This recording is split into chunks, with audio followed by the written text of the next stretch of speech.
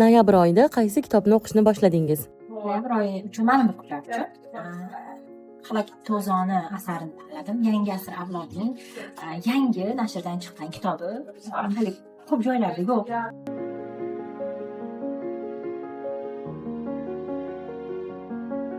Aynan shu kitobni o'qishim uchun 3 ta sabab ayting. Birinchisi voqea qiziqligi. Ikkinchisi yoshimiz jihatidan ham to'g'ri keladi. Misol uchun men turmush qurganman va turmush qurgan ayollarning kechinmalari bor bu yerda. O'sha erishga ketgan paytda uyda o'zi zerikishib, yolg'izlikdan nima qilishni bilmasligi.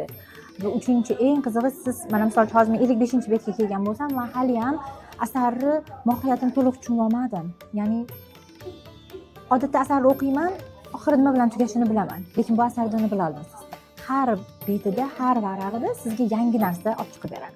Va siz bitta o'tirganingizda juda oson tilda yozilganligi uchun, juda yaxshi tarjima qilingani uchun ham bitta o'tirganda sharillatib o'qib ketasiz. Qiziqligi menimcha shunda. Agar siz ham mualliflik huquqiga ega bo'lgan asarlarni originalini o'qish xohlasangiz, faqatgina Yangi asr avlodi nashriyotidan kitoblarni xarid qiling. Ishoning, tanlovda adashmaysiz.